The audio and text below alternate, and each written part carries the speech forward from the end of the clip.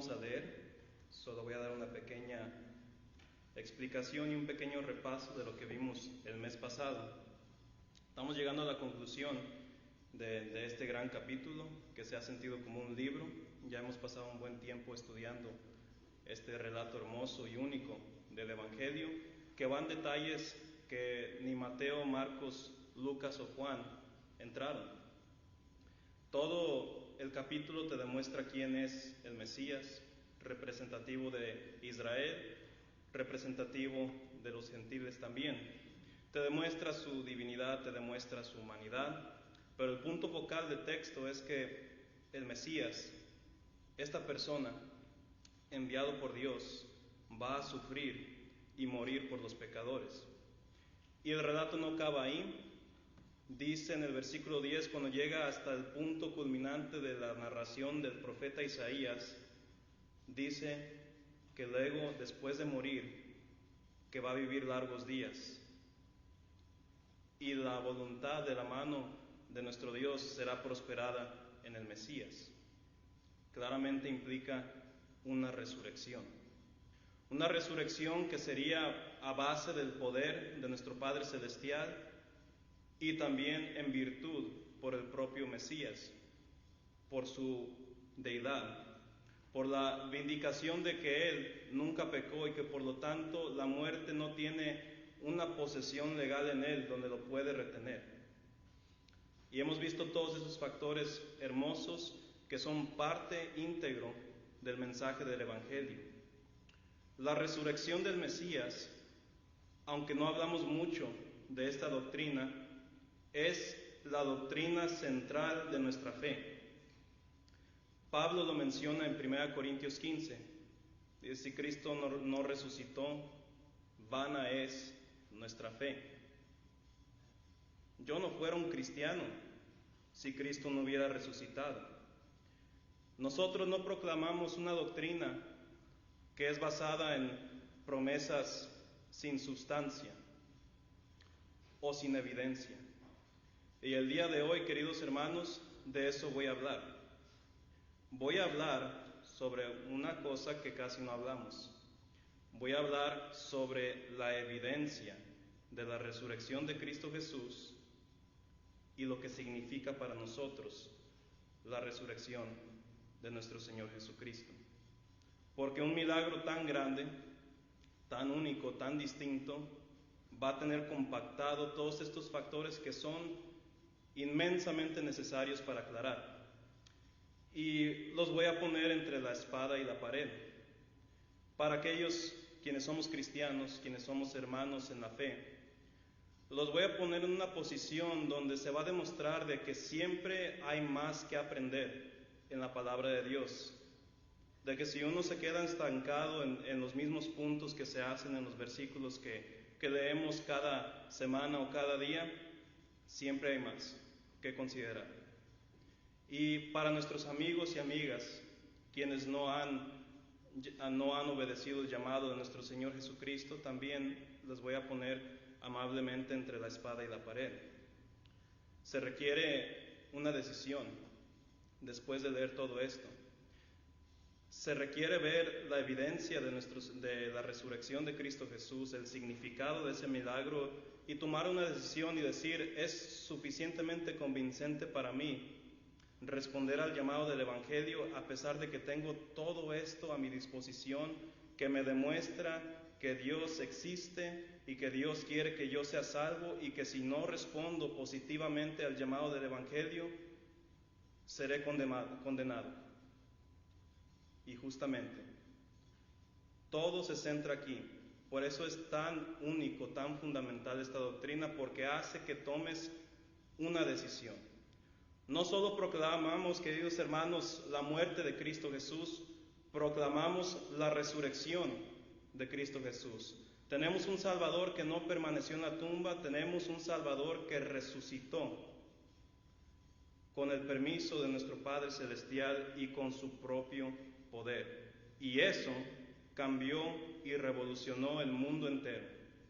Y el mundo nunca ha sido igual desde ese acontecimiento.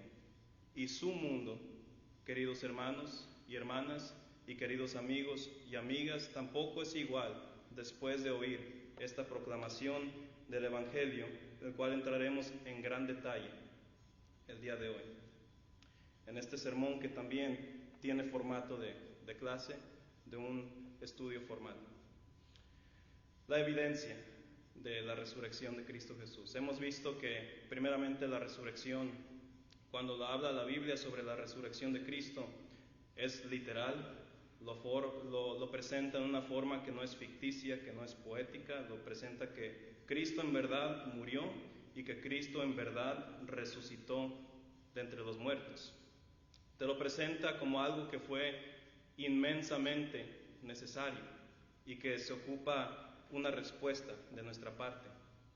Hemos visto que la resurrección de Cristo no fue un evento que los cristianos inventaron, fue algo que fue profetizado, no solo una vez, muchas veces. Todo el contexto del Antiguo Testamento va al llamado, va a ese punto culminante como un río, como una cascada hacia este evento de la resurrección de Cristo Jesús.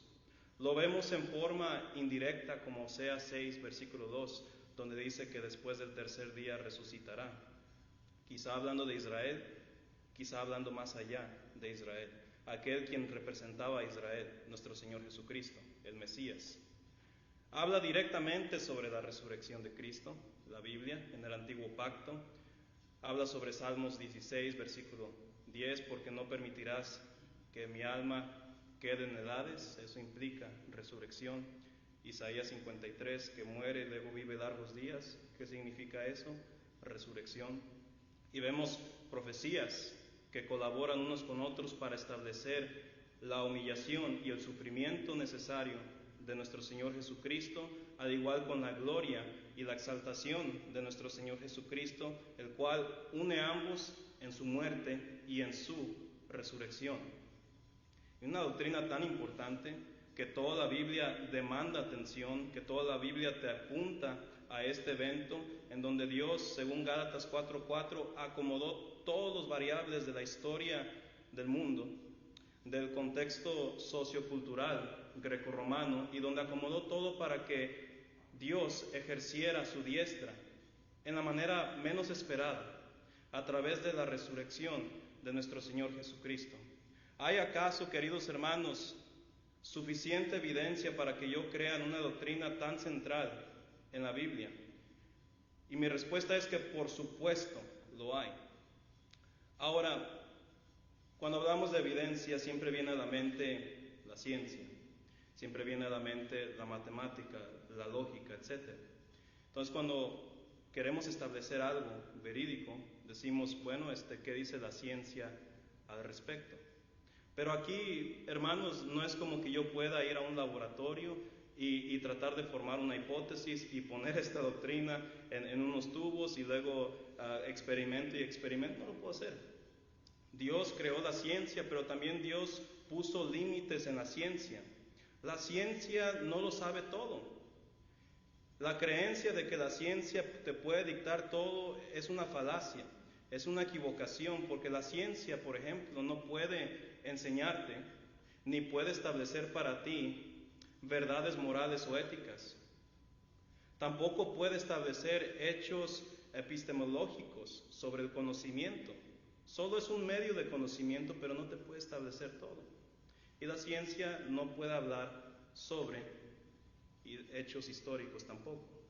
Lo que aquí tenemos que hacer para ver si en verdad Cristo Jesús resucitó de entre los muertos es a través del criterio bíblico y del criterio histórico.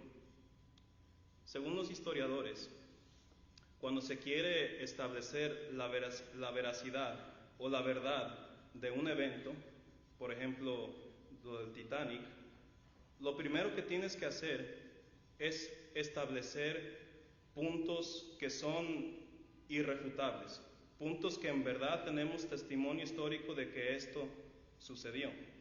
Entonces, si lo puedo decir así, para la hipótesis o para la creencia de que Cristo resucitó, no puedo nomás decir, yo no creo eso, no hay evidencia, no. Primero tienes que establecer puntos históricos irrefutables para luego examinar la evidencia de tal evento, el cual es la resurrección de Cristo. Hay dos puntos que son irrefutables. Y yo sé que esto tiene apariencia de algo que no es bíblico, pero hermanos, estoy hablando bíblicamente y históricamente. Hay dos cosas que ninguna persona te puede negar. Primero, el primer hecho histórico es que Cristo fue una persona real, histórica, quien sufrió la pena capital vía la crucifixión.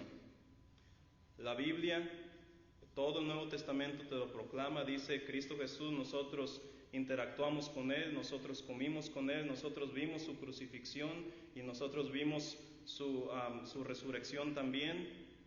Nosotros verificamos que Cristo fue una persona real, que Cristo no es alguien inventado, realmente estuvo con nosotros en el primer siglo.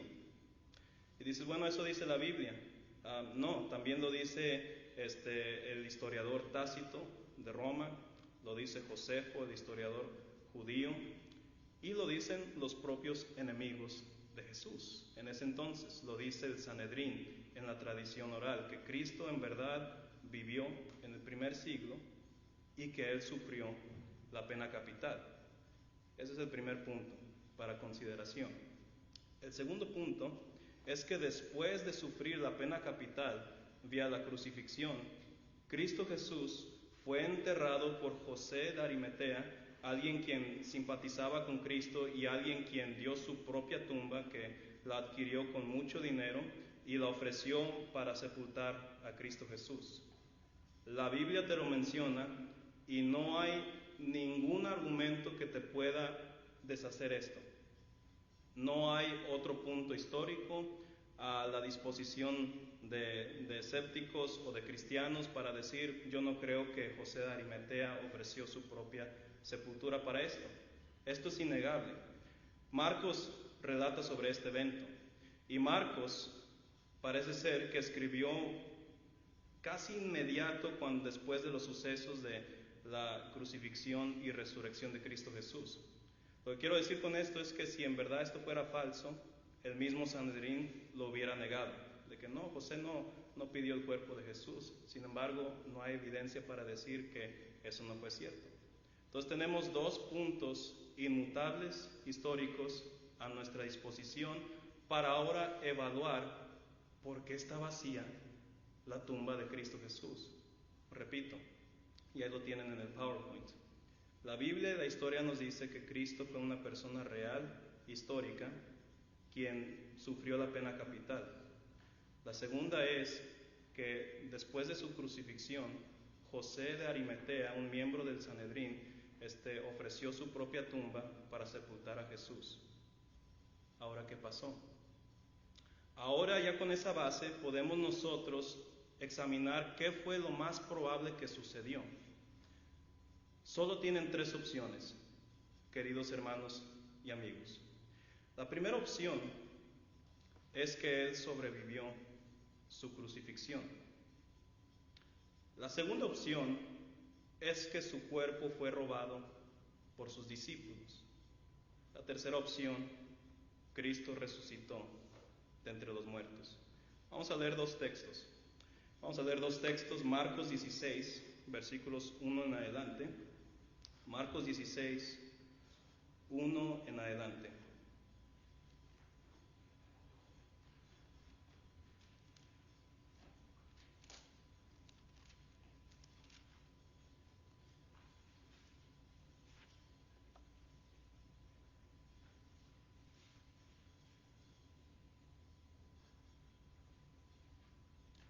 Nos dice lo siguiente: cuando pasó el día de reposo, María Magdalena, María la madre de Jacobo y Salomé compraron especias aromáticas para ir a ungirle. Y muy de mañana, el primer día de la semana, vinieron al sepulcro, ya salido el sol, pero decían entre sí, ¿quién nos removerá la piedra de la entrada del sepulcro? Pero cuando miraron, vieron removida la piedra, que era muy grande, y cuando entraron en el sepulcro vieron a un joven sentado al lado derecho, cubierto de una larga ropa blanca, y se espantaron. Mas él les dijo: no os asustéis, buscáis a Jesús Nazareno, el que fue crucificado, ha resucitado, no está aquí. Mirad el lugar en donde le pusieron. Pero id, decid a sus discípulos y a Pedro que él va delante de vosotros a Galilea, allí le veréis, como os dijo. Y ellas se fueron huyendo del sepulcro porque les había tomado temblor y espanto, ni decían nada a nadie porque tenían miedo. 1 Corintios, capítulo 15, versículos 1 en adelante. Los primeros testigos de la resurrección de Cristo fueron mujeres, algo muy importante de considerar.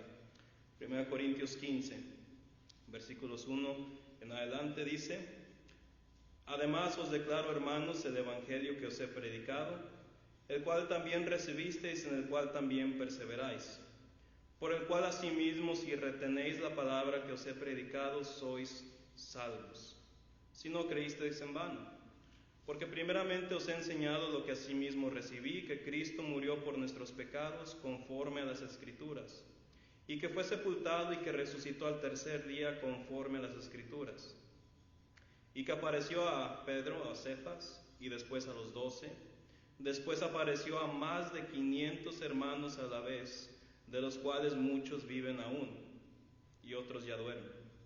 Después apareció a Jacobo, después a todos los apóstoles, y al último de todos, como a un abortivo, me apareció a mí. 2 puntos irrefutables: Cristo fue real, sufrió la crucifixión, o sea, murió, y que fue enterrado en la tumba de José de Arimatea. 3 opciones: su cuerpo fue robado, sobrevivió la crucifixión, o él en verdad resucitó. Uno no puede decir, bueno, no sabemos qué sucedió. Sí, hermanos, sí sucedió. Cristo murió y fue sepultado. Ahora, veamos brevemente, porque esto se presta a una larga discusión, brevemente a la posibilidad de que él sobrevivió su crucifixión. ¿Realmente podemos creer que alguien que fue deprivado de sueño, deprivado de alimento, deprivado de bebida, deprivado de sus amistades, alguien quien sufrió una humillación pública ante Pilato y otros, alguien que fue maltratado por el mismo Sanedrín, alguien quien fue latigado con huesos de oveja, alguien quien estaba sangrando inmensamente, alguien quien tuvo que cargar su cruz a una gran distancia mientras que le gritaban insultos y mientras que lo humillaban, alguien quien fue clavado a una cruz, y alguien quien duró en la cruz y que después de un pequeño momento, un pequeño tiempo, murió. Alguien quien pasó por todo eso y más, quien también tenía una corona de espinas, sufriendo grandes pérdidas de sangre, ¿realmente pudo haber sobrevivido? ¿Realmente pudo haber sobrevivido? Claro que no. Nadie sobreviviría a eso. ¿Se acuerdan de la reacción de Pilato, como nos demuestra Marcos? Cuando le informaron de que Jesús murió, se sorprendió. Y eso era porque nunca había sobrevivido a alguien una crucifixión en ese entonces. Y había varios métodos de crucifixión. No todos eran clavados y aún así morían, porque los dejaban ahí por mucho tiempo hasta que fuera aislado esa víctima de crucifixión y vinieran después de varios días animales salvajes a terminar el trabajo. La crucifixión era diseñada para prolongar la muerte o el sufrimiento y sobre todo para que muriera la persona. Los romanos eran expertos para hacer eso. Cristo no pudo haber sobrevivido la crucifixión. Aún de su posición, si Cristo sobrevivió todo eso, porque recuerden que los soldados tenían que verificar que Jesús haya muerto, porque les iba peor si no podían comprobarlo. Jesús, después de sufrir todo eso, tenía que remover una piedra de 2 toneladas. Si alguien con toda su fuerza, con toda su salud, no lo puede hacer, ¿cómo podría haber alguien quien sufrió todo eso hacerlo por sí mismo? Ahora la otra posibilidad. El cuerpo de Jesús fue robado. ¿Realmente creen que los discípulos, después de ver a su gran amigo sufrir una tortura enorme, quienes se habían ido desanimados, quienes estaban regresando a sus oficios originales, iban a tener la valentía, la motivación y la fuerza contra guardias romanos? Si yo no puedo, por ejemplo, con un soldado normal, porque no tengo el entrenamiento, mucho menos voy a poder con lo mejor del ejército. Y lo mismo era aquí. El trabajo de estos guardias era de que nadie entrara al sepulcro de nuestro Señor Jesucristo. Entonces, si crees que el cuerpo de Jesús fue robado, estás creyendo en una fantasía. Porque no solo los discípulos tenían que vencer a guardias romanos, quienes les iba peor si fallaban en su tarea. Tenían que una vez más remover una piedra de 2 toneladas y que nadie se diera cuenta. Tercera opción. ¿Cuál es el evento más lógico? Al considerar solo pocos puntos aquí, porque esto se puede elaborar mucho más. Que Cristo en verdad resucitó de los muertos. Hermanos, amigos, solo tienen estas 3 opciones. No hay más variables, no hay más cosas de qué considerar. ¿Sobrevivió su crucifixión? No. ¿Su cuerpo fue robado? No. ¿Qué fue lo más probable que sucedió? Algo que fue profetizado por profetas miles y miles de años atrás, quien hay evidencia de la historicidad de los profetas, de lo que ellos dijeron, de la confiabilidad de las escrituras antiguas, del hecho de que Cristo mismo le dijo numerosas veces a sus discípulos: después del tercer día voy a resucitar. ¿Qué es más probable? Podrá decir, es que las personas no resucitan por sí. Obviamente que no. Esto fue un milagro. Esto fue algo predecido por Dios y algo que Dios estableció como necesario para nuestra salvación. No hay otras variables. Leí Marcos 16, porque Marcos fue escrito muy temprano, casi de inmediato, después de la muerte y sepultura y resurrección de Cristo. Y muchos dicen, es que alguien lo inventó, esta resurrección. Nadie lo inventó. El hecho de que Marcos dijo, el hecho vergonzoso de que fueron las mujeres quienes descubrieron el sepulcro vacío de Jesús, fue algo que establece originalidad. Si en verdad fuera algo falso, la resurrección de Cristo, adivinen quién hubieran hecho el protagonista. Un hombre, alguien como Pedro o alguien como Juan, de que lo haya visto, porque en ese tiempo, como nos dice Josefo, el testimonio de una mujer no era considerado como algo que pues valía la pena de considerar en un caso judicial. Y podrá decir, bueno, entonces ¿cómo puede establecer hecho aquí? Establece originalidad. Porque una vez más, si los escritores del Nuevo Pacto fueran como los escritores del Islam, que siempre nacían a Mohammed el protagonista, alguien quien era infalible y todo eso, hubieran hecho a Pedro o a cualquier otro hombre el protagonista de descubrimiento de la resurrección de Cristo. El hecho de que fueron mujeres las primeras quienes vieron el sepulcro vacío, la evidencia de la resurrección de Cristo, establece de que esto no fue inventado, de que esto fue un relato auténtico, un relato bíblico, un relato cumplido según las profecías del antiguo pacto. Mucho más se puede decir, queridos hermanos, muchísimo más. Hay muchas implicaciones en la resurrección de Cristo. Te demuestra la existencia de Dios. No hay argumento más práctico, no hay argumento más convincente hoy en día que la resurrección de Cristo. Hay muchos argumentos para establecer la existencia de Dios cuando entras en un debate, un formato así. El argumento cosmológico, teleológico, moral, ontológico, el argumento de experiencia personal, etc. La resurrección de Cristo no solo demuestra la existencia de Dios, sino de un Dios específico, el Dios de Israel, Jehová de los ejércitos, quien nos anunció desde tiempos antiguos de que Cristo iba a morir y resucitar por nosotros. Demuestra la inspiración de las Sagradas Escrituras del Antiguo Pacto. Demuestra de que, hey, todos los profetas hablaron verdad. ¿Qué mayor evidencia de la veracidad de los escritos de estos profetas de Dios del Antiguo Pacto que la resurrección de Cristo? No hay.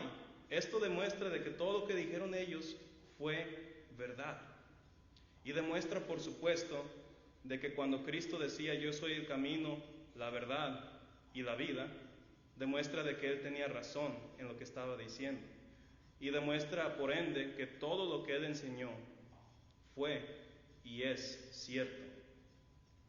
Por último, vemos, queridos hermanos, el propósito de la resurrección de Cristo. ¿Qué nos enseña la resurrección? Nos enseña que primeramente Cristo resucitó para demostrar que el Padre aceptó su sacrificio como expiación de nuestros pecados. Hebreos 10, versículo 10. Vamos a leer el texto, Hebreos 10, 10. ¿Cómo sabríamos, si no fuera por la resurrección, de que existe evangelio o de que existe un plan de salvación? Porque pues nadie tomaría el tiempo, si Cristo no hubiera resucitado, en escribir todas las enseñanzas de Cristo si fuera como cualquier otro maestro de la antigüedad. Nadie vería la importancia de hacer que la Biblia fuera el manuscrito o los libros más copiados de la antigüedad, donde tenemos más de 5,000 manuscritos, porque tan importante era para la antigüedad la enseñanza del Evangelio. No hay otra manera para ver que somos o que podemos tener salvación si Cristo no hubiera resucitado. Dice el texto, en esa voluntad somos santificados mediante la ofrenda del cuerpo de Jesucristo, hecha una vez para siempre. Si Cristo hubiera permanecido en la tumba, no habría ninguna manera para saber que la ofrenda del cuerpo de Cristo fue aceptable ante el Padre, para que nosotros tuviéramos justificación y expiación por nuestros pecados. Cristo derrotó a los enemigos del hombre y de Dios en la cruz. Romanos 8, versículos 1 al 3 nos dice esto. Ahora pues, ninguna condenación hay para los que están en Cristo Jesús, los que no andan conforme a la carne, sino conforme al Espíritu. Porque la ley del Espíritu de vida en Cristo Jesús me ha librado de la ley del pecado y de la muerte. Porque lo que era imposible para la ley, por cuanto era débil por la carne, Dios, enviando a su Hijo en semejanza de carne de pecado, y a causa del pecado, condenó al pecado en la carne. Cuando Cristo estuvo en la cruz, no estaba diciendo estoy condenando al ser humano. Lo último que dijo Pablo aquí, estaba condenando al pecado, estaba condenando al diablo, estaba condenando la muerte, estaba estableciendo su victoria mediante el uso del sufrimiento y de la muerte. Cristo, como vimos hace unos meses, su trono era la cruz. Ese es el trono de nuestro Señor Jesucristo, en donde demuestra, tal como la corona de espinas que tenía, cómo hay una intersección entre sufrimiento y exaltación, entre muerte y victoria, entre la redención y la vida. Cristo Jesús lo estaba demostrando, estaba cambiando y revolucionando el entendimiento del reino de Dios, en donde decía, yo no voy a usar los mismos medios del diablo o del pecado para vencerlos. Yo voy a utilizar el amor y el sacrificio para vencerlos, porque tal como Pablo dijo en 1 Corintios al último, quitó el aguijón del pecado y de la muerte. Lo hizo inútil contra aquel quien cree, se arrepiente y obedece la palabra de nuestro Dios, el Evangelio. Cristo lo derrotó a través de la imputación de nuestros pecados hacia su cuerpo, derrotándolo y estableciendo su victoria mediante la resurrección. Cristo condenó al pecado en la muerte. Él demostró victoria sobre todos los enemigos del hombre y de Dios también, mediante el amor. Y Cristo, por último, resucitó para garantizar nuestra futura resurrección. 1 Corintios 15, lo último que vamos a leer, 1 Corintios capítulo 15, vamos a leer versículos 12 al 17. 15, 12 al 17. Pero si se predica de Cristo, que resucitó de los muertos, ¿cómo dicen algunos entre vosotros que no hay resurrección de muertos? Porque si no hay resurrección de muertos, tampoco Cristo resucitó. Y si Cristo no resucitó, vana es entonces nuestra predicación, vana es también vuestra fe. Si Cristo no resucitó, está diciendo Pablo, estamos perdiendo nuestro tiempo. Pero Cristo resucitó y le da calidad, originalidad y salvación a nuestra fe. Dice, y somos hallados falsos testigos de Dios porque hemos testificado de Dios que Él resucitó a Cristo, al cual no resucitó si en verdad los muertos no resucitan. Porque si los muertos no resucitan, tampoco Cristo resucitó. Y si Cristo no resucitó, vuestra fe es vana. Aún estáis en vuestros pecados. Suplementa el punto previo, ese último versículo, y establece lo que estamos diciendo aquí. En términos simples, Cristo murió y resucitó para que nosotros tengamos la esperanza de tener vida eterna con nuestro Dios en el reino de los cielos. No hay otra manera para hacer a un lado la resurrección y hacerlo pasar como algo que no es significativo o como algo que no revolucionó nuestro mundo y el mundo en sí, en su historia. Cristo, podemos decir con gran seguridad, bíblicamente y por todos los medios que es de la verdad, que Cristo resucitó por su poder, pero Cristo resucitó por ti y por mí también. Y tomando toda la evidencia y tomando todo el significado de tal milagro, querido amigo y amiga, usted tiene la decisión para decirle a Dios ante su testimonio personal y sus acciones, diciendo, Dios me ha dado todo para saber y para tener fe, y hoy lo acepto o hoy lo rechazo. Si no acepta la invitación de nuestro Señor Jesucristo, no tiene excusa ante Dios. Se le ha presentado todo para que usted crea con conocimiento y crea con confianza en Dios.